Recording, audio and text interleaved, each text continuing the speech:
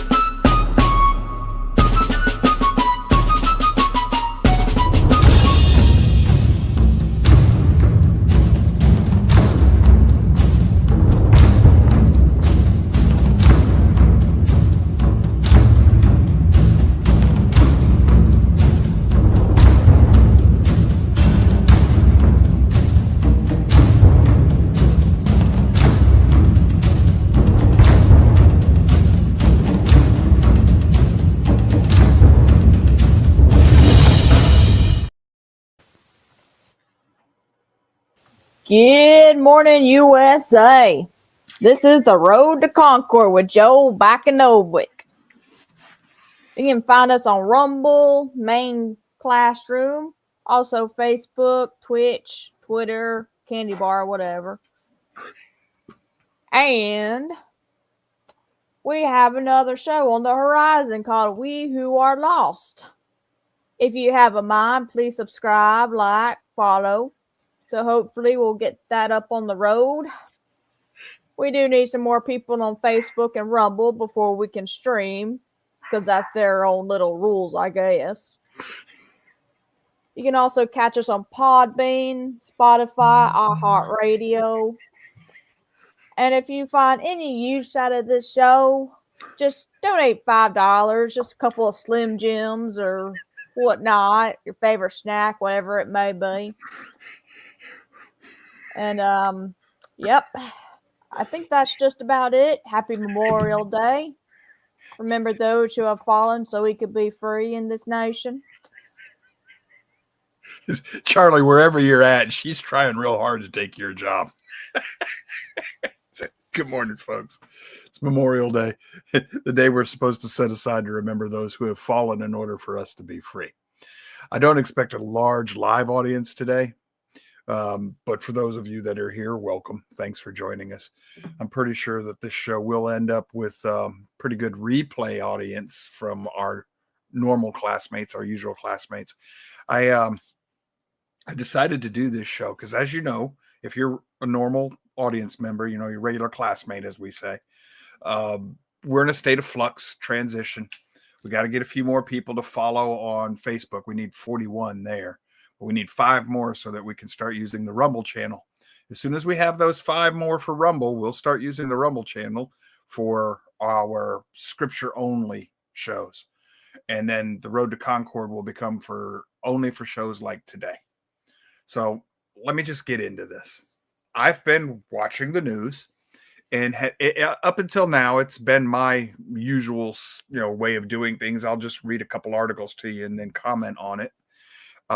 Back in the day when they were new, G. Gordon Liddy and Rush Limbaugh used to do that. And I really liked it. I enjoyed when they would read a news article and then offer their commentary.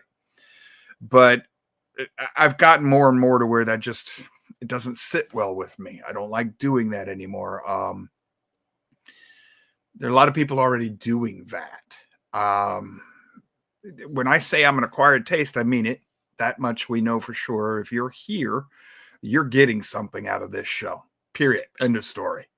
Otherwise, I'll chase you off because I've got an abrasive personality, so I'm told. Pretty sure I know that. Plus, the topics that I talk about, one of the most common complaint I hear from people is that hurts my head. I know what they mean. I get it. I understand. But anyhow, let me just show you what it is I wanted to bring up today. We're gonna put the homework up here. The homework, for now, the roadtoconcord.com. That's our blog page. That's where we're at right here. This is today's homework. We are reaping the price for abandoning honor and shame. Well, I got a little picture up here that says enemy. What's that got to do with honor and shame? Well, that's the whole point of the day today. But before I get going, the sociologist in me wants to talk to you today. So I just stuck this up there from Britannica.com. It's a sociology, a social science that studies human societies, their interactions, and the processes that preserve and change them. It does this by examining the dynamics and constituent parts of society, such as institutions, communities, populations, and gender, racial, or age groups. Sociology also studies social status or stratification, social movements, and social change, as well as societal disorder in the form of crime, deviance, and revolution. Social life overwhelmingly regulates the behavior of humans, largely because humans lack the instinct that guide most animal behavior. Humans, therefore, depend on social institutions and organizations to inform their decisions and actions. I want to stop right there. I disagree. I strongly disagree. But this is part of the problem we have today. In our modern day of science, and for those of you who do not know, I got a bachelor's BA in sociology. So yeah, I've got a sociology degree. And I'm very different from most of the sociology students. I didn't see the world the way they do.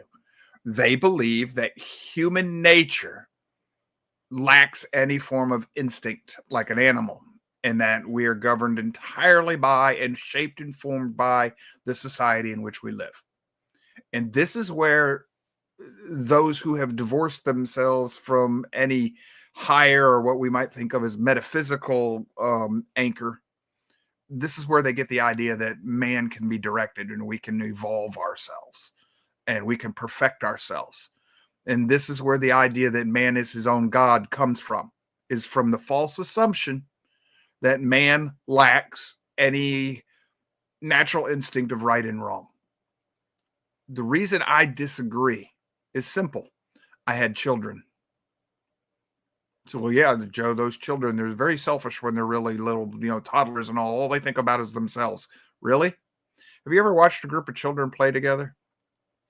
There will be a group of them, the bulk of them will actually have some semblance of right and wrong within them. It's the outliers that totally self-absorbed that bully the rest of the crowd, what we would call the alphas. Like I said, the sociologist in me has studied this before. So I totally disagree with what Britannica just said about how human nature is defined. My definition of sociology would be the science of explaining human nature and behavior without faith and religion, without metaphysics or a higher calling. And that's part of where I think we get ourselves into trouble, where we go wrong. We start thinking that without instinct, individuals are formed, shaped, and directed by societal institutions, traditions and norms and morality and all this other stuff. And I'm going to introduce you to somebody here in just a moment, and a concept, a theory he designed.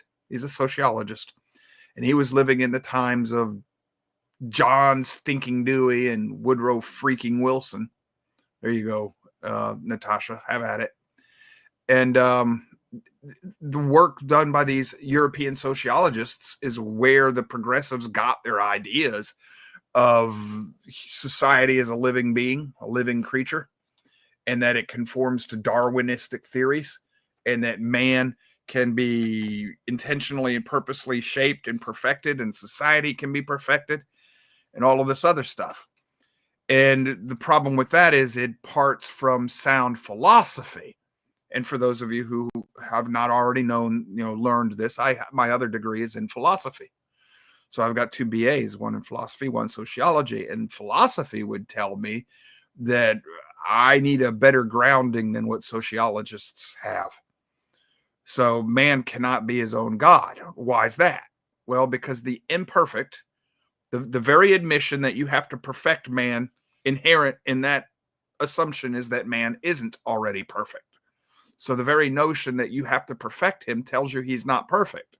Well, you cannot, if you are imperfect, if you are part of an imperfect study group, meaning humanity, if you're imperfect, you cannot perfect the imperfect, because as an imperfect being, you can't even conceive of perfect. You can only conceive of your idea of perfect, which to another human being is guaranteed to be imperfect. And I know it sounds like circular reasoning, but it isn't. It's the idea that it's the same concept that the finite cannot understand the infinite. So in order to be able to perfect mankind, you'd have to be all-knowing and then all-powerful, which is the definition of the creator God, which is why the people who think that they can perfect mankind and society say that man will become his own God. They understand this. So this is where the progressives get the idea that society, like today, our society is in a state of flux. It's just a state of change.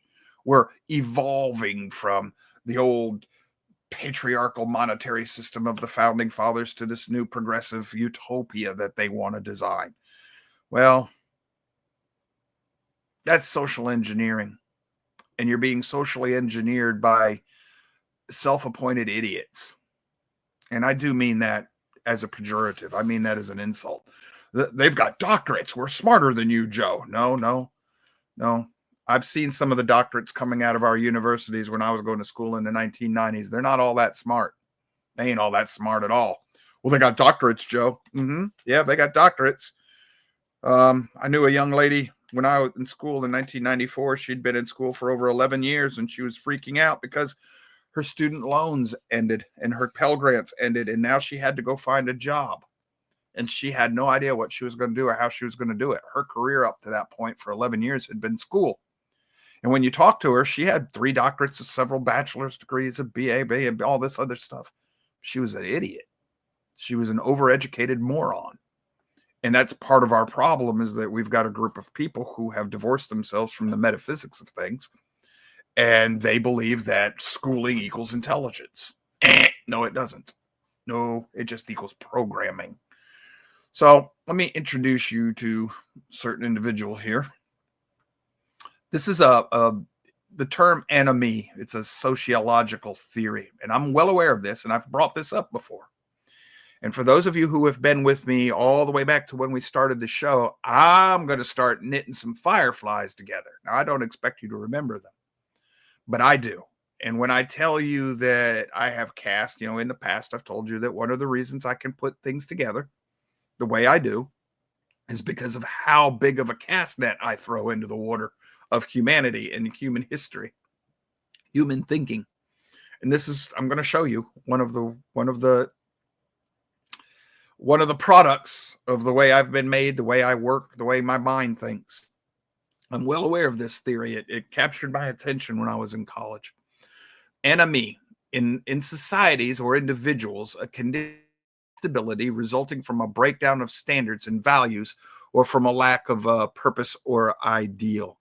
The term was introduced by the French sociologist Émile Durkheim in his study of suicide. And yeah, he was studying suicide. And this is still relevant today, folks. So please pay a little bit of attention here. He believed that one type of suicide, anomic suicide, resulted from the breakdown of social standards necessary for regulating behavior. When a social system is in a state of anomie, common values and common meanings are no longer understood or accepted, and new values and meanings have not developed yet. According to Durkheim, such a society produces in many of its members a psychological states characterized by a sense of futility, lack of purpose, in emotional emptiness and despair. Striving is considered useless because there is no accepted definition of what is desirable. So then you have this American sociologist, Robert K. Merton, studied the causes of anomie or normlessness, finding it severest in people who lack an acceptable means of achieving their personal goals. He's going to apply this to capitalism. He's basically going to say that in a society where you're told to get rich and you don't have the means of getting rich, it's going to create this anomie. There's another term for this. The second law of thermodynamics says that things tend to decay. All things decay. This is social entropy. He calls it anomie. Other sociologists came along later and they just changed this a little bit, changed the terms, and they put it in terms of physics. And they said it's just social entropy. As these norms, these things that in a society that hold things together break down, that's chaos. It leads to ever increasing chaos. And where the community used to be a bound group of individuals, it starts to drift apart into a group of, it was a bound group, made it a community. Now it drifts apart into individuals. This is why the libertarian model will never work, because the libertarian model of thinking is an increased state of social entropy, decay. It's got a lot of anomie or anime or however you want to pronounce that. No, we're not talking about anime as in the cartoon characters. And before the show is over, I'm going to show you where the word actually comes from. It's got a Greek origin, and that's important. It'll link us right back to where we started here and the reason that I'm doing this show. So what you have is an increased state of decay in the libertarian model, because everybody thinks that they've got the idea how things ought to be done, and they don't want anybody telling them what to do. Everybody is their own nation, the sovereign citizen. Their own sovereign citizen basically means you're a nation unto yourself. Well, if you're a nation unto yourself, you're technically a god unto yourself. Comment on the board from Natasha. Technically, that's not how you pronounce anime. Bricked. All right, well, enemy, whatever. She's talking about her favorite little cartoons. So what we're looking at is this theory of anime, or anomie, or however we want to pronounce this word. When we were in school, they called it anime. What's going on there is what other sociologists would call social entropy, social decay. So Mr. Durkheim, the only reason I put this up here, this is all from Britannica. He was born on April 15th, 1858, and he died November 15th, 1917. Why is this important? Well, he's first of all, he's born into a Jewish family and everything, and you're going to find that the Jews have a lot to do with, and this is not anti-Semitism. This is actually all related to where I want to go with this today. This is connected. This is all connected to the fact that not because he's Jewish and that means he's evil in the world. The Jews also bring great good, but the fact that he's Jewish, and it centers around the fact that you have Jews at the center of the ideas that are driving society. Jews drove the creation of the United States of America. Jewish thinking, Judeo-Christian thinking. Judeo-Christian thinking drove the creation of the secular humanist world as well. There's a divide in there, and that's important. At least I see it as being connected. I put this up here so that you could see when he lived and when his ideas were coming to fruition, leading up to the formulation of the progressive era under Woodrow freaking Wilson. This man was very influential, and his thoughts and ideas were influential on the early progressives. So this is from Simple Psychology, and all of these links are in your homework today. You can go to theroadtoconcord.com. You'll find all this if you want to look it up later. And I just want to read a few pieces of this. This is the concept of anime in sociology can be defined as a state of normlessness, disorder, or confusion in a society when the standard norms and values are weak or unclear. The lack of social or ethical standards can lead to disconnection, deviance, and social instability among individuals. Your truth is not my truth, etc., etc. It talks about, Durkheim being the originator. Anime, according to Emil Durkheim, and tells you what his theory, and then it's going to be connected to suicide. This is Merton, his strain of this is an American sociologist. He lived between 38 and 57.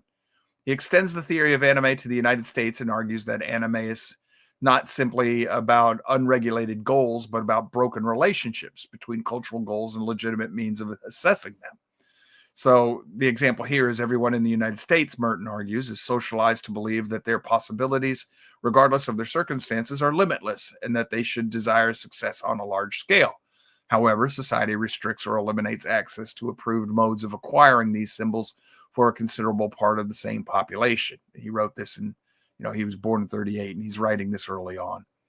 And he goes over the 5 restraints: conformity, innovation, ritual. This is all man's attempt to make sense out of this. Here's where the fireflies start coming together. Richard Cloward, a student of Merton, extended Merton's theory of anime further by adding the dimension of illegitimate means. Just as not everyone has access to legitimate means, not everyone has access to illegitimate means. Before we talk about Cloward anymore, let me explain to you a little bit what Cloward would say. Say, well, okay, if you can't get rich the way you're supposed to, what we would say legally, well, then you go get rich being a drug dealer. And Cloward's going to say, well, not everybody can get rich being a drug dealer. So that causes anime too, that because you can't even do it the wrong way. You can't get rich stealing. Folks, because they have divorced themselves from the metaphysics here, and they're trying to do this strictly in terms of logic and science, secular thinking, they've missed something. Why could I not become a good drug dealer? Well, the system won't let you. The system. They always, the folks who think like this, like our sociologist friends we're talking about, like our progressives, they always assign some disembodied they. And this is why conspiracy theory is so good at disarming people who are trying to tell you the truth. Because this idea of the disembodied they from the left's thinking gets transferred to actual legitimate logical extension, and you latch it on there and you say, look, they're talking about the they. Well, the they doesn't really exist. That's actually an admission that the they in Cloward and Piven's theory and Cloward's extension of Merton's work and Merton's extension of Durkheim's work, that they doesn't exist. They're thinking of society as a living organism, and that organism is the they. So when Woodrow freaking Wilson's writing about society being a living organism, that living organism is known as they. That's the they. That's the proverbial, conspiracy theorist they. Well, that they doesn't exist, but there is something else that could be. There could be a system of norms, a moral structure within a society. And the reason I can't become a good drug dealer is because I don't want to. I either don't have the motivation to go do what it takes to become a drug dealer, or I don't want to do what I consider to be wicked and evil. That's got nothing to do with the norms keeping me from being able to do this. So it's the same way with maybe I don't become rich I don't become a millionaire or billionaire businessman. It could be that I don't have the talents in that direction. That's got nothing to do with society keeping me from accessing that. It's got my natural talents and my natural inclinations, what I want to do. I might have the talent to be a great businessman, but I have no ambition to do it. All of these things, all of this, the individual is removed from their thinking. So they remove the individual and they think that the individual is nothing but a piece of clay in the hands of the they. And then it's very easy for them to tell themselves, because I'm intellectually smarter and I've got all these fancy degrees, I'm going to be the they. So I can fix all these poor individuals down here that don't know what they're doing. I'll take the place of the they. And now what you've done is the dictator has made themselves into government, a human god who tells everybody else what to do. And that's the thinking and the mentality. That is what I would tell you is the spirit behind the progressive thinking. And the sociologists cannot see this because they're scientists and there's no room for metaphysics and science. Wrong. But this is why they're wrong. And I say they're wrong. I'm a sociologist. I've got their degrees. I was in their classes. And I can tell you why they're wrong, because their theories don't account for everything. Say, well, I just got to fix the theory. You can't, because as soon as you start fixing some of these theories, you come into contradictions that force you to make the theory internally self-contradicting, which then, from a contradiction, all things follow. That's our logic classes, which means it's an absurdity. And from an absurdity, it just falls apart. So Firefly time, Cloward and Piven. We just were talking about Cloward. Well, I've brought up Cloward and Piven to you before. So Cloward has studied under whatever Marvin, whatever his name was, who studied under Durkheim, who was associated with Nietzsche and all those other French and German philosophers and sociologists that are going on during this time in the late 1800s and the early 1900s. And, communism, secular humanism is getting its foothold and everything. Well, Cloward and Piven, they come along and they take some of this thinking and they come up with this strategy. Because people are poor, we need to redistribute money. That'll help them.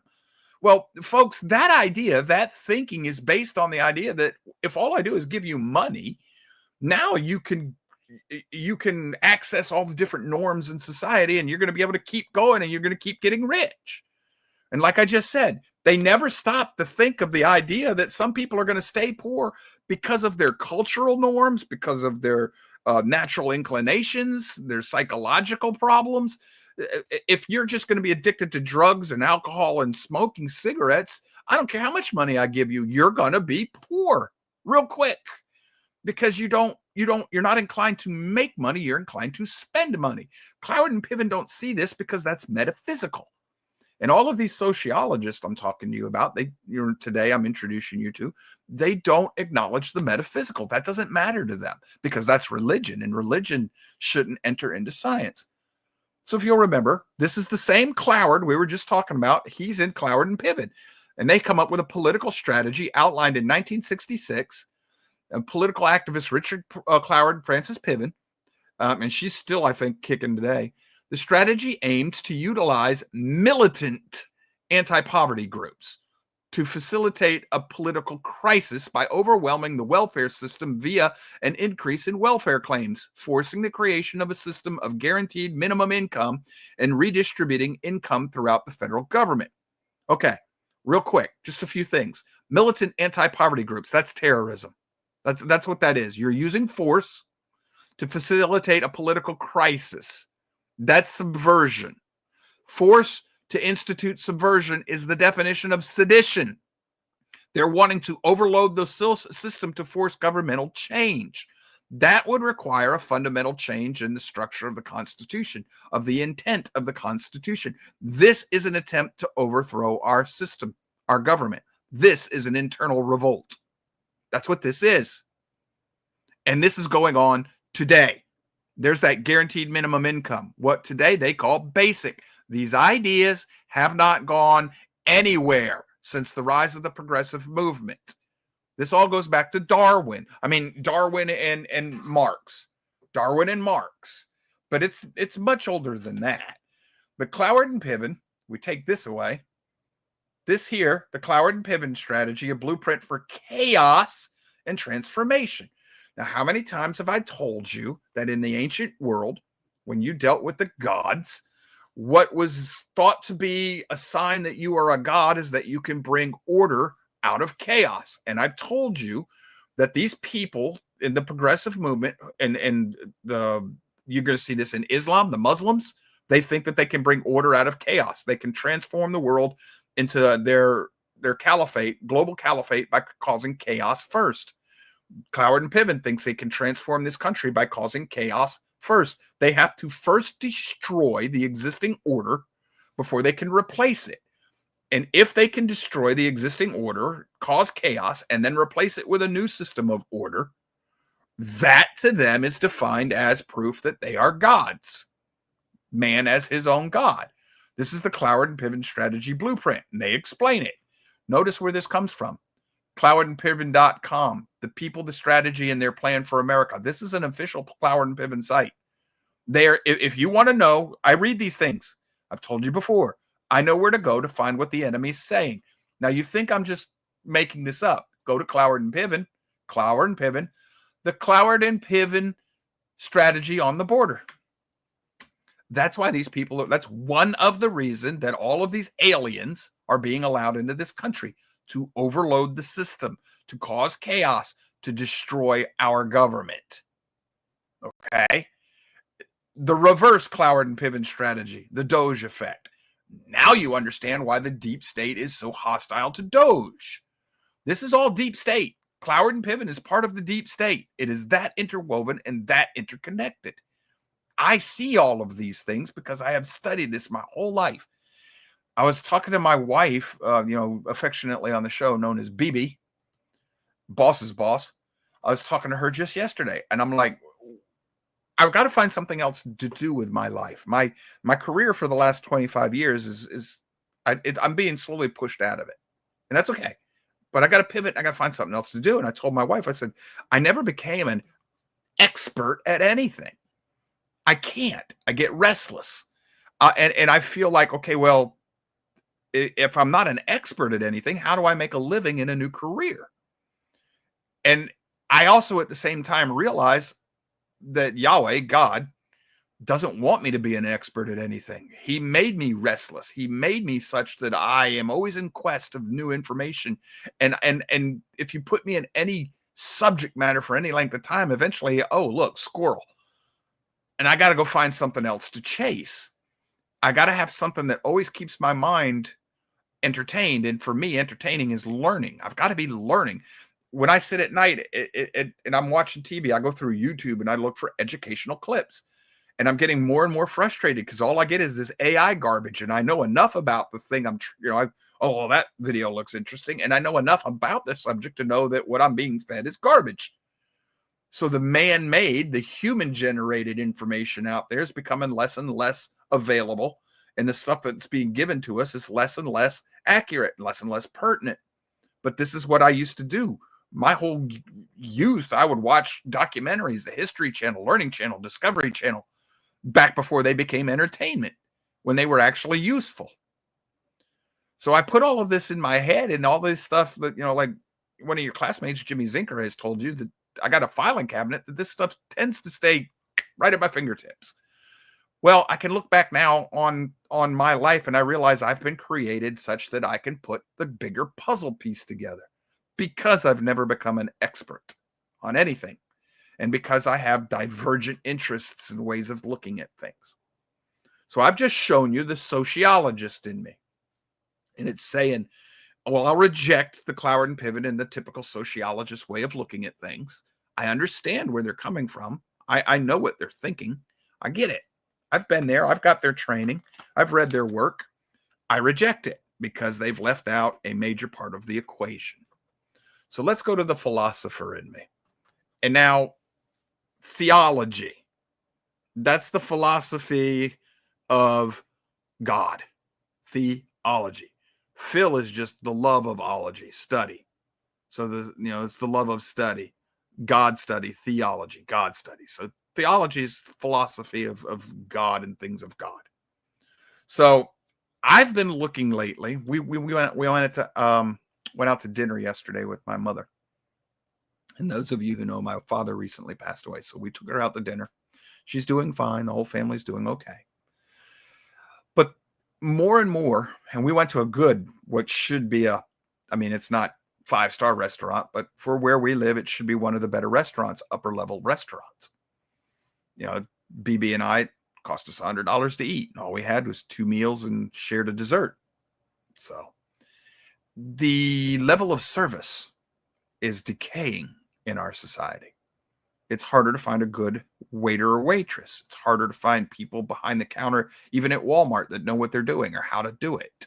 We've got one fast food place we tend to go to that there's one young lady that works there that she can't get an order straight to save her life. I've also noticed that when I was a kid, you could give me your order, rattle it off to you. I could remember 2 or 3 orders, and I'm a little slow getting them punched into the system, but I could still remember it. I didn't need everybody to repeat it 2 or 3 times in a row. That's because I had a longer attention span. We don't have this anymore. And I'm not sure I think it's a combination of things, but I'm not sure. Is this a case of people are just too wrapped up in their own lives and their own concerns and don't care to do the job? Or is it a lack of ability to do the job? I don't know anymore. I just know that this is why you have help wanted signs everywhere. There are enough people. Well, there's not enough Americans to do these jobs. They won't do them. They will if you stop welfare. They will. This is a lie. This is part of Cloward and Piven. It is a lie. Benjamin Franklin said the best way to help the poor is to make them uncomfortable in their poverty. You don't give them welfare. If they're able-bodied, you don't feed them. You make them go get a job. And this idea that you need illegals to do these jobs, that's wrong. This is one place where the left is correct. The right, or what we think of as the right, the Republicans, the evil corporation people. Well, that's a lie too, but they want cheap labor. And that's true. That's one of the many reasons they're bringing, because that causes strain on the system that's part of the Cloward-Piven system. They also want the voters. They also want the illegal alien welfare recipients. This is all about toppling this country. It's all about social engineering, replacing our population with a population that was raised to be ruled. They want to get rid of the last vestiges of those people who cannot be ruled because they cling to their guns, God, and liberty. God, guns, and Bible and all this stuff, and their freedoms and their rights. They want to get rid of those people so that they can engineer their perfect, docile little world that they can rule over as kings. That's what's going on. Cloward and Piven is part of doing that in the name of giving people money. Well, that hasn't worked. We've given away trillions of dollars since they started the Great Society, and it hasn't done a thing except increase poverty. And poverty increases because of welfare. It seems counterintuitive, but it's true. It's because fewer people work. Your prices go up because the government is subsidizing non-productivity. So this causes people to decay. We start decaying. Society starts decaying. So, and there's a part of me, I don't know if this is just not wanting to do things or not being able to think well enough to do things, or I think it's more likely they've lost the work ethic. And this gets us to the hard times creates good men. Good men create good times create soft men create hard times. That's that cycle. And it's true, but it comes in more ways than one. And we don't think about these things because, we parrot it, but we don't stop to think about it, which is the purpose of today's show. I've been thinking about this. But notice that in our society today, we're not even supposed to have men. We're supposed to have girly men because we've got this toxic masculinity stuff. What is toxic masculinity anyway? All that is a redefinition of masculinity. What they mean by non-toxic masculinity is subservience. Bow down and kiss the hand of the feminist that wants to rule over you. And like the idea of a feminist male. Feminism has got nothing to do with women. It's got nothing to do with women. It's got nothing to do with women's rights. It doesn't. It never has. Feminism has to do with the destruction of society. Well, that's easy for you to say, Joe. You're a guy. No, I'm not. It's not easy to say. You have to understand that we were created for roles. Even if I'm a secular humanist and I look at science, I look at the male-female human being in anthropology, the study of mankind, and in sociology, societies going backwards. The only quote-unquote matriarchal societies you're going to find are, for the most part, mythological. Let's say, well, the Amazons are, yeah, that was matriarchal. It's a myth. Say, well, certain indigenous American, Indians, they had matriarchal societies. No, they didn't. They didn't. And even in the Bible, when women are ruling, it's because the men have laid down and quit doing their jobs. Okay. So most of mankind, all you're going to find is a few outliers. Mankind has always been patriarchal. Well, yeah, Joe, that's because men are stronger. And wait a minute. I thought you can't say it's because men are stronger and force their will on the women, because you tell me women are just as good as men, and you want men and women's sports. So yeah, we the freaking people. That's right. So all of this is just It's more enemy. It's more chaos within society. It's muddled thinking. And this is being done by design. So this idea that you're not supposed to have toxic masculinity, that's just a way of getting rid of masculinity to begin with. So when a man quits doing his job, then you have to fill the void with women. Well, women and men are made different. So if you have women in a position that a man was made to do, you're going to end up creating more social entropy because we're not functioning in our design systems. And I'm thinking now as natural law, secular natural law. You know, if I get the female dog is now going to go out and do all the hunting and the male dog is supposed to stay home and feed the pups. Well, he's not biologically equipped to do this. So those puppies are going to die. You know, if they're not old enough to eat meat, they're going to die. So it doesn't work, folks. It just doesn't work. And the reason people will push back against what I'm saying right now is because you've been conditioned to think that way. Couple of generations ago, everybody would be going, yeah, that's right. He's correct. Well, the fact that they can change your thinking this way, that reinforces their wrong-headed idea that man isn't born with a natural idea of right and wrong. He's created by social norms in society. So he can be socialized into whatever we want him to become. Well, they've removed something. They've noticed you can't get rid of the natural masculinity in young boys. So what do? Oh, that's ADHD and ADD. And then they drug them because they weren't able to get rid of that. What it is they ignore the evidence, the scientific evidence before them that their ideas are wrong. And I'm not even touching on the religious aspects of this. The creator, Yahweh, God of the Bible of Abraham, Isaac, and Jacob, he created man and woman. And he created woman of man of the dirt, woman of man. And we're supposed to do certain roles in the society he created for us. Man is the leader and the protector of the family and the priest and the intermediary between the family and the creator. And the woman is the childbearer, homemaker, or nurturer. Yeah, I know we're not supposed to think that way, but that's the people trying to re-engineer our society. That's the system that was created by the creator. And I got a little newsflash for you, folks. Where it's used, it works. And when you read the scriptures, you're not supposed to be treating the woman as a second-class citizen or a piece of property. That's not what scripture teaches, not the Bible anyway. So we even have perversions of that.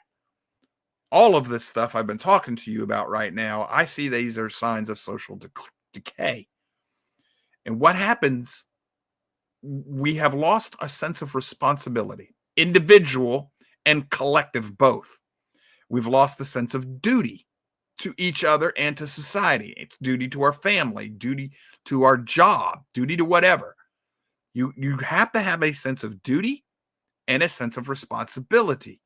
These things make us accountable to ourselves in how we act and conduct our lives. That's been lost.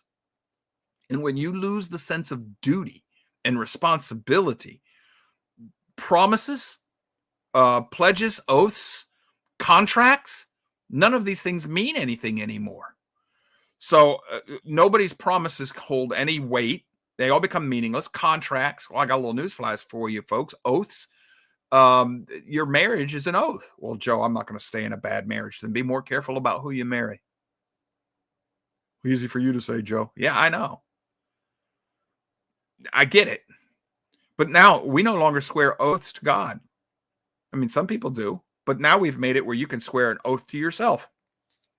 Well, an oath to yourself is meaningless unless you think you're your own God.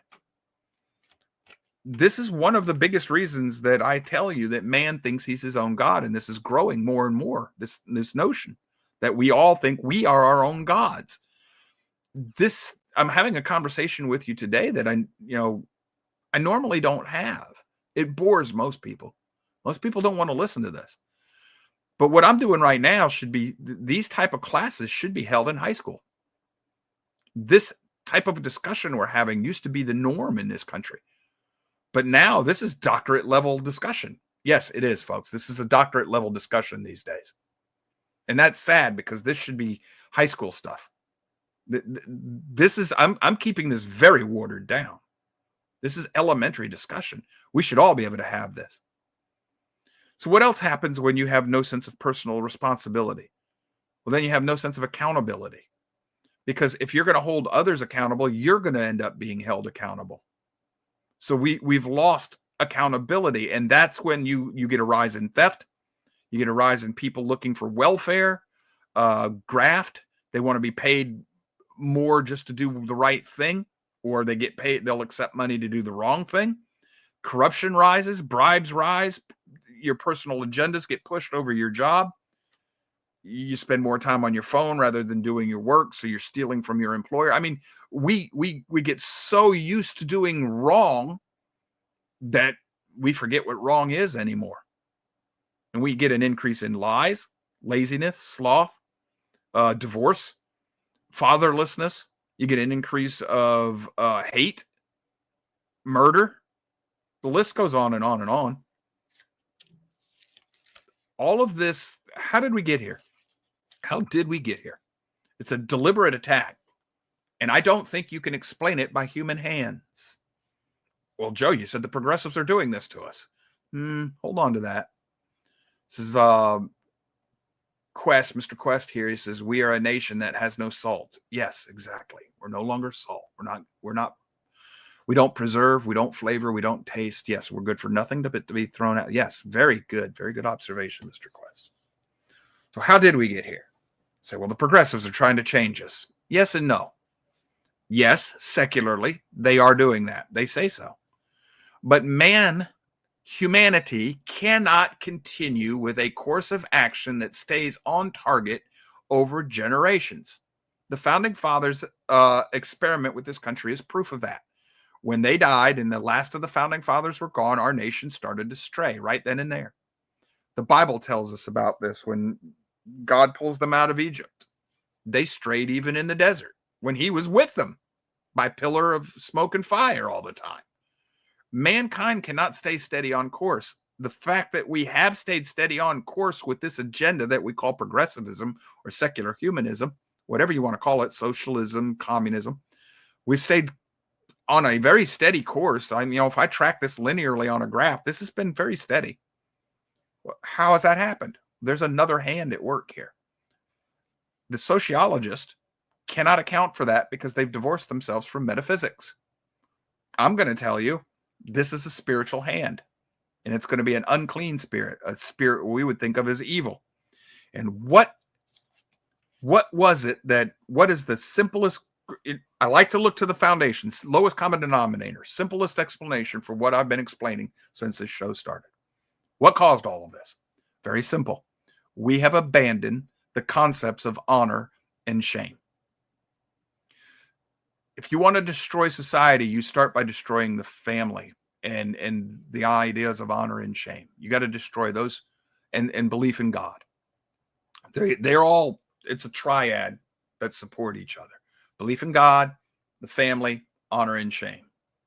How's that work? God, family, country. Honor and shame is going to go to your community, which ultimately, it's your family as a community, your extended family as a community, the village in which you live, the city in which you live, the state in which you live, the country in which you live, and eventually mankind in whole. That's community. So God, family, community, country. There's your triad that supports every human society that's ever been made. And that sense of honor and shame goes to all of them. It should be shameful that we don't believe in God anymore, or a common God, or that we don't keep the teachings of the scriptures. It's not. It should be shameful that we've made divorce so easy. It should be shameful that we have so many children out of wedlock. It should be shameful that we have so many abortions. It's not. We've taken that away. We've destroyed the idea of shame. We've destroyed the idea of honor. There were once things that were worse than death. You go back to the Greeks, come back to me, my warrior husband, either carrying your shield or on it. In other words, don't come back to me beaten.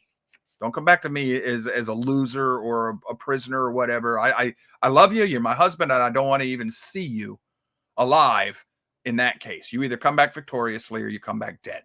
Death before dishonor. That was a thing. We've lost that. And why? In the ancient times, marriage was not this idea that we got to get married because we like each other and we call that love. We're in lust with each other and we call that love. No, that started when we started to destroy honor and shame in the world. Your marriage, once upon a time, had more to do with functioning in the world, functioning in society, tying families to other families, choosing a good partner who was going to help me, succeed in life. We could succeed together and be profitable and fruitful and multiply and survive easier. It used to be a more seriously considered action. And it used to be that once you were married, you stayed married. There was none of this, we're going to get divorced because it's better that the kids have no parent, live in a broken family than watch us fight over each other. No, if you can't get along anymore, it's better that you don't fight in front of the kids and stay married, both for your kids and for society. And the things I'm saying right now, I know are going to be looked at as being all craziness. I'm just being old fashioned. I'm being this, that, and the other thing. Congratulations. If you're thinking that way and you don't recognize the truth of what I'm saying, you're the victim of what they've done to us. You are. Because I am speaking truth. I'm speaking natural law truth. I'm speaking universal truth. I'm speaking eternal truth. This is capital T truth. I'm telling you right now. This is how mankind works. And where you have no shame, you're going to have cheap and easy divorce, which means you don't since you can get divorced, you don't give any thought to who you marry. You don't give any thought to what you do with your property since, I get divorced, whatever, we'll split it up. If you have no shame, it's easy to take welfare, which is essentially you're using the government to steal from others, because that's not charity. Welfare is not charity. Welfare is taken from the person who's producing and given to you against their will. Well, no, Joe, the Democrats, we care about people. We vote for. No, you don't. If you voted for the government to give it rather than take it out of your own pocket, well, then you're a thief too. And I mean thief. Thief. If it's charity, I'll give it of my own free will. I'll give to my church, and I'll be part of a church that actually cares for the poor and the needy rather than just pretends to do that. And if I can't find said church, I'll make one. I'll lead it. I'll gather up other believers who actually want to do what the scriptures tell them to do. In other words, I'm going to be part of a church that's going to understand honor and shame, death before dishonor, because that means that I have shunned the greater and more important, the metaphysical things in this world. So theft becomes easy when you have no shame. Sexual gratification, licentiousness, children out of wedlock, the gay agenda that was pushed on us. That all of these things I'm telling you about, this all goes back to the 60s. This all starts in the 1960s, the hippie movement. What happened in the 60s? We kicked God out of the national square, the public square. So he's no longer a brake, a riding brake on our licentiousness, our craziness, our hedonism, feels good, do it generation. You get your free love. And all of that leads to increases in STDs.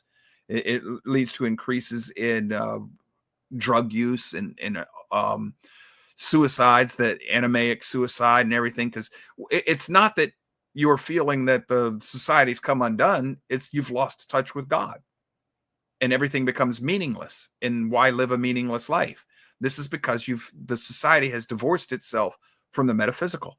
And when this happens, abortion becomes easy because we're worshiping self. I don't want to have the trouble of that kid. Well, you shouldn't have been having that free sex outside of wedlock. You see, all of this leads to the next thing. And once abortion becomes normalized, then murder is just a hop, skip, and a jump away. This is all open rebellion. And all of this is necessary for communism and socialism to flourish. They're secular governments. They have got to divorce you from the idea of God. You've got to be separated from the Creator. And unaccountability, graft, love of self, all of this, and we can, the most near point, we can jump this all back to the 1960s and the free love hippie movement, which was in large part orchestrated, funded by, and pushed by communists within this country. Don't forget, they were, the free love attacks family, and it creates hedonism, which leads to the homosexuality being normalized. Pedophilia is now, human sex trafficking, pornography is everywhere. All of this stuff is rampant in our society now because we've removed honor and shame. And once honor and shame were removed, all the other things, all the glue that holds the society together has been removed. So we're challenging the very idea of what is a man and a woman. I mean, folks, that's an absurdity. From an absurdity, all things follow. But what else were the 60s known for? Anti-tradition. So if you're going to, even if it's a little bit of a myth about your country, George Washington chopped down the cherry tree. No, he didn't. Probably not. But that myth served to help us be homogeneous, be one nation with a common ethos and a common morality and a common sense of right and wrong and a common sense of origin. And one of the first things you want to do when you destroy a people or a nation is to erase their history or lie to them about it. And we've done that. We've seen that. And what happens once you destroy the tradition and love of your country? You've destroyed patriotism. So now there's no loyalty to anything, not to family, not to your community, not to your nation, not to your marriage. The only thing you're loyal to is yourself. And feminism helped do this. Feminism's not about women's rights. I know what they tell you, but it isn't. This is all rebellion to the divine order. That's what this is. All of it. And it's destroyed honor and shame. There's no shame in the things we do anymore. We should be shaming and shunning people. There should be a price to be paid for some of these people in our government that go unpunished. We won't shame them. We won't even shame them. Let alone prosecute them. But it's not just government. It's in our businesses. It's in our churches. It's everywhere. There's no knowledge of good and evil anymore. Man's attempt the sociologist is trying to rationalize mankind's attempt to ignore, avoid, or redefine good and evil. And we now live in a day such as Isaiah 5:20-21. Good and evil have been turned upside down on their heads. So I told you I'd come back to this. Anime. Or enemy, whatever, absence of accepted social values. Coined in 1915 in reference to Durkheim, who gave the word its modern meaning in a social theory in French, a reborrowing from the French spelling of enemy. Okay. Entropy is going to be distantly related to this word, but this word goes to something else. I'm going to jump you here to the scriptures. I'm going to read a passage for you. I'm in Matthew 24. And if you're a prophecy nut, this is a very common, well-known passage in the scripture. This is from the NASB translations, Matthew 24, verse 1. I'm just going to read it as it's written.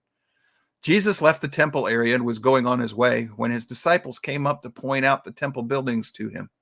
But he responded and said to them, "Do you not see all these things? Truly I say to you, not one stone here will be left upon another, which will not be torn down." And as he was sitting on the Mount of Olives, so a little bit of time has passed because the Mount of Olives is it's a couple hundred yards away. The disciples came to him privately saying, "Tell us when we will see these things happen, and what will be the sign of your coming and the end of the age?"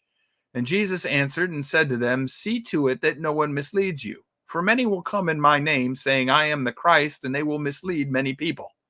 And you will be hearing of wars and rumors of wars.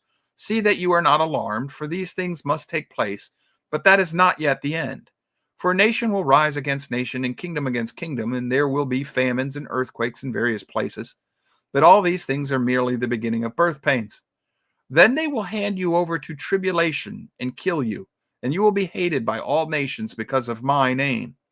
And at that time many will fall away, and they will betray one another and hate one another.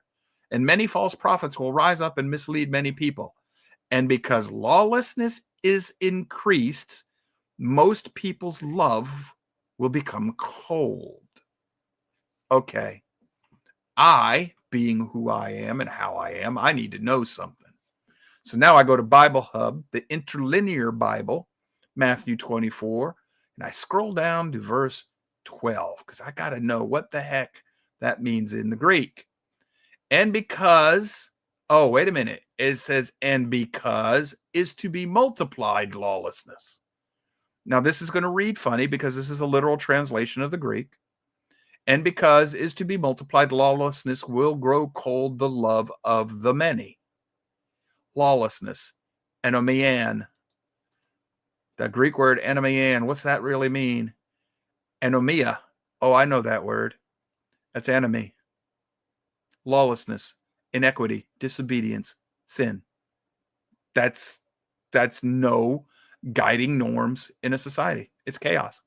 That is the Greek version of the Latin word that became the French word enemy.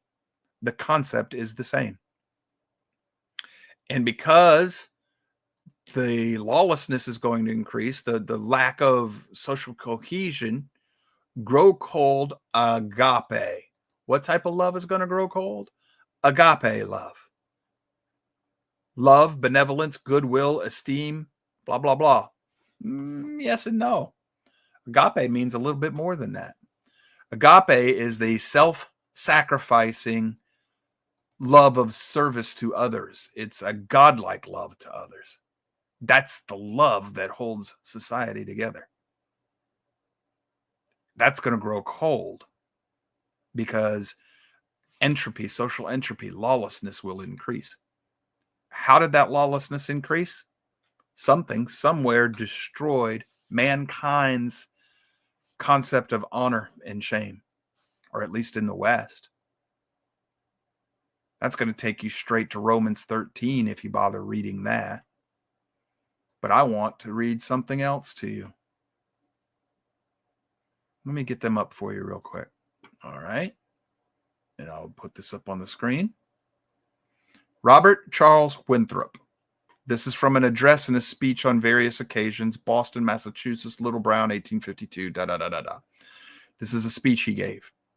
I think it's to the Massachusetts Bible Society, 1849, on May 28th. He was Speaker of the House at the time. All societies of men must be governed in some way or other. The less they may have of stringent state government, the more they must have of individual self-government. This is Cicero. The more corrupt the people, the more laws you need. Winthrop says, the less they rely on public law or physical force, the more they must rely on private moral restraint. Men, in a word, must necessarily be controlled either by a power within them or by a power without them, either by the word of God or by the strong arm of man, either by the Bible or by the bayonet. It may do for other countries and other governments to talk about the state supporting religion. Here, under our own free institutions, it is religion which must support the state. We don't think that way anymore. This is from 1849, years after the founding. So let's go to John Adams and Atlas of the Constitution, of the Revolution, rather. We've all heard this. Hopefully, maybe now it'll ring a little clearer in our ears. We have no government armed in power, capable of contending in human passions, unbridled by morality and religion. In other words, there's no government that can control mankind once we lose our morality and religion. Once we've lost honor and shame, and honor has to do with our belief in God. Honor and shame are gone. Duty and responsibility are gone. Then lawlessness ensues. That enemy. And then he says, our Constitution was made only for a moral and religious people. It is wholly inadequate to the governance of any other. John Adams. I read an article just today, just this morning, where a member of a school board made a public comment in a school board meeting that she was horrified and revolted because they said a prayer before the start of the school board meeting. If that's your education, you are no longer a people by which the Constitution can govern. This is William Penn, one of the founding fathers. He was governor of Pennsylvania, I believe. Men must be governed by God, or they will be ruled by tyrants. This is straight out of Romans 13, folks. Cicero even understood it, but he never, to the best of my knowledge, he didn't read the Bible. And this is why Benjamin Franklin says rebellion to tyrants is obedience to God. You cannot rebel against a tyrant if you're not obedient to the Creator first, which leads us right here. 2 Chronicles chapter 7, verse 14. This is cited all the time. Nobody pays attention to this. And my people who are called by my name humble themselves. Means to drive your knee to the ground. And pray and seek my face. That means my character, my name, my way of doing things, my Torah. And turn from their wicked ways, stop doing it your way, then I will hear from heaven and will forgive their sin and will heal their land. If, this is a conditional, this is an if then. The verse preceding it, verse 13, if I shut up the heavens so that there is no rain, if I hold back your blessing, or if I command the locusts to devour your land, if I send calamity on your nation to punish you, or if I send a plague amongst my people and my people who are called by my name. In other words, if he punishes you to get your attention, you can do one of two things. You can ignore him and turn away from him and claim that you're going to take care of things by your own hand and your own will and your own might, your own power and your own wealth, in which case you're going to get the locusts and the plagues and the storms. Or you can humble yourself and you can turn back to his ways, drive your knee to the ground, repent, apologize to him, acknowledge our wrong, go back to doing things his way, his Torah, his law, his face. Then, and only then, will he heal our land. Founding fathers understood this. They created this country based on those concepts and those teachings. Their words, not mine. It's been removed from us. Why? Because if I still know the founding principles and ideology of this nation, if I'm still aware of them, if I still know what the founders said through all their faults, if I knew what they were trying to do and what it was that was guiding them, it's harder for you to destroy my sense of love for country. And if I have a love for country, I will probably have more of a love for our traditions. And our families are part of those traditions. And if I have love of family, I'm going to have less love of licentiousness and divorce and graft and theft. I'm going to have a sense of duty and responsibility. And in the process, honor and shame are restored, or in this case, not destroyed. And if you cannot destroy that triad, God, family, community, you cannot destroy the people. And this is why the spirit of the age has gone after honor and shame, because with it went duty, responsibility, accountability to self, to family, to society, and above all to God. That's why we're seeing things in our country that we're seeing, the why, the way it's happening, what's happening. That's the source. That right there.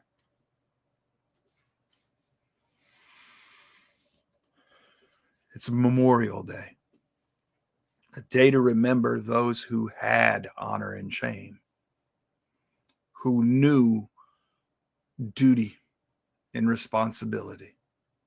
They could have fled. They could have done what the cowards did in Canada. I mean, in the 60s, and fled to Canada, dodged their responsibility to this country. Yes, I know it was an immoral war, but it wasn't because the war itself was immoral. It's because the men leading it were immoral. And how did they get into office? Because an immoral people elected them so that they could steal from others and give to them. Your civil rights didn't come from the people who led the Vietnam War. They came from the Republican Party. Your women's suffrage came from the Republican Party. The usurpers, the ones who take what others build, the forces of evil, of counterfeits, it's Satan. Satan's hand. He can't create. He can't correct evil. He's not a house divided against himself. So when Yahweh does something through his people, Satan will come in and take it over and pervert it.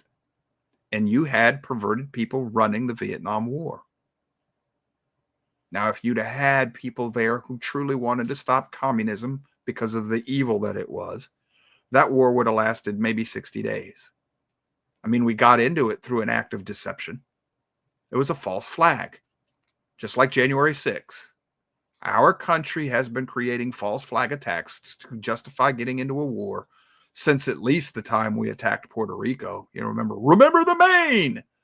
Well, that was either a coincidence when the coal boiler blew up, coal bin rather, or it was a bomb. And to this day, they still don't know which. But it was used as a crisis. You see, that's it. Create the crisis so that you have the excuse. Had we gone into Vietnam early on, mined the harbor, the Hanoi harbor, dropped the 2 railroad bridges coming across from China, bombed their oil reserves early in the war, and knocked out the patty dikes around Hanoi, you would have starved the North into submission. It would have taken just a few months. And very few lives would have been lost because this is before they had all their anti-aircraft weapons. That's not why we were there. We were there to make people rich. That's all it was. People within our country. That's all it was. And lots of lives were lost. And racial tensions were raised because of it. People less patriotic for their country turned against their government. We're still reaping the whirlwind for all of that. We even rally against the man, and the man's keeping us down, and all of that. That was a degradation of respect for a duly elected authority. And now you have it everywhere. You're not going to replace this any other way but a full-scale, honest return to the God of Abraham, Isaac, and Jacob. And unless and until this nation starts preaching that, first, foremost, and everywhere and always, we're lost. That's it. You're lost. And we're already under judgment. And we are already a long way down to the decay. People don't see it yet because they don't know what to look for. I see it everywhere in our society. The philosopher in me knows it. The historian in me knows it. The sociologist in me knows it. I see it. I'm not trying to be a pessimist. I'm just acknowledging the monster to its face. Those who wanted chaos have got it. And right or wrong, intentionally or not, whether he's consciously aware of it or not, Trump is contributing to this. He has got to stop these lawless courts. They are ruling on cases that they have no business hearing. I posted a meme on Facebook yesterday. I checked it first. And I've already checked it several times before. It's been posted here on the Road to Concord in some of my blog posts. President Clinton upgraded this act with illegal aliens. Congress does not give the courts the right of review. There is a due process, but that law says they can just be summarily deported. The Supreme Court knows this. They are overruling a law, claiming the power of the legislature. And they are telling the executive he cannot rule the executive branch. They're claiming the power of the executive. They are claiming authority over this nation. Unelected, appointed tyrants. Hiding behind the idea that, well, you can't get rid of me. You have to impeach me, and the Democratic Party will never impeach me. You don't have to be impeached. That's what I have to do to remove you from office. But I can arrest you and put you in jail. The president is the only member of our federal government that is immune from prosecution while they're in office.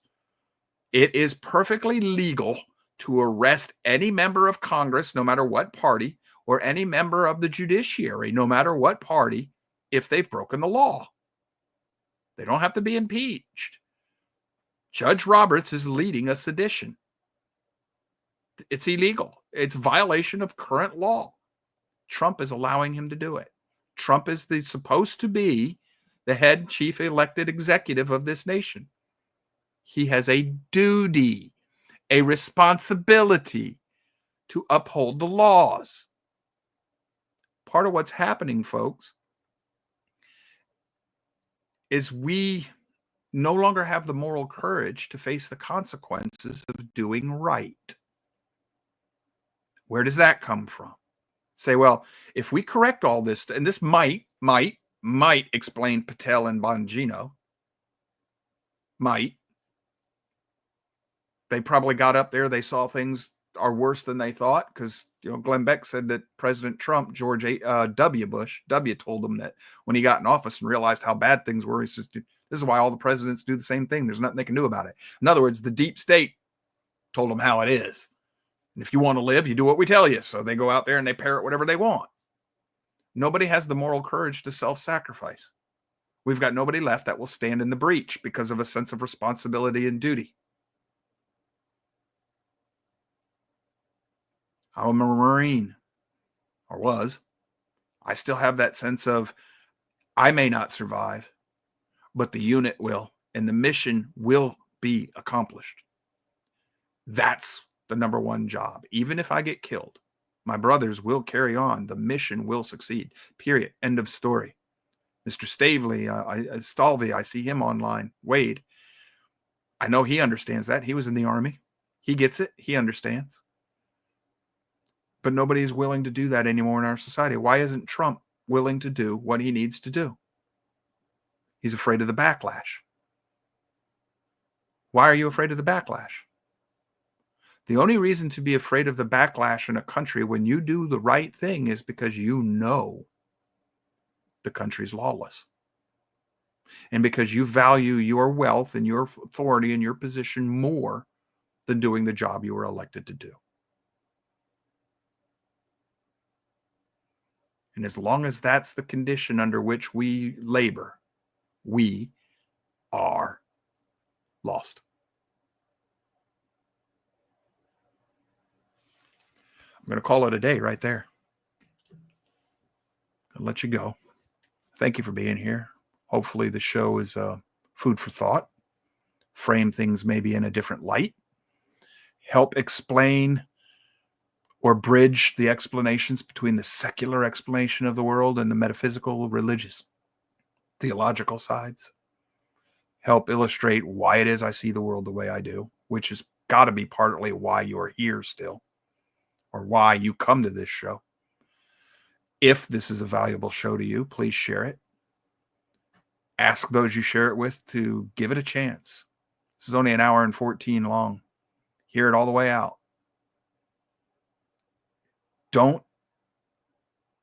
If you're new, or if you stumble upon this show and you've gotten to this point, don't dismiss what I've said until after you go look into it. Go to your show notes, read through some of this stuff and study it and think about what I said. I've done that myself. There was a time when I looked at this issue entirely secularly as a sociologist. I can no longer do that because science isn't enough. It won't answer all the questions. It doesn't even address all the observable data, which means it's a failed theory. Got to get a new theory. And you're going to have to accept that there is a metaphysical aspect to humanity. That science isn't that it can't. It's that it refuses to figure out how to test for and measure that. And I know why it does that. Because you need a control group. And the only control group known to man that will allow scientific method to be applied to metaphysical things is the Holy Bible. And as soon as they acknowledge that as their control group, they're no longer God. And that's why your scientists won't do that. It's that simple. All this goes back to the Garden of Eden and the knowledge of good and evil. Share the show, please. Give it the thumbs up and the likes if you agree. We need the help. That's part of how the show will find others who might be seeking food for thought, guidance, somebody to point them in direction to find the answers they've been seeking. I'm not asking you to follow me just because I say so. Test me. Test me. Follow up behind what I give you. I try to bring the receipts. I put them in the show notes for you. Test me. So until Wednesday, I'm going to be laying the groundwork for a series we're going to be doing soon in our Worship Wednesdays. Until Wednesday, those of you who are going to join us, Y'all stay safe. Take care. Try to remember those who have come before, who still had a sense of honor and shame and responsibility to give their lives so that we can remain free. Means something to me. I hope it means something to you. We love y'all. Take care.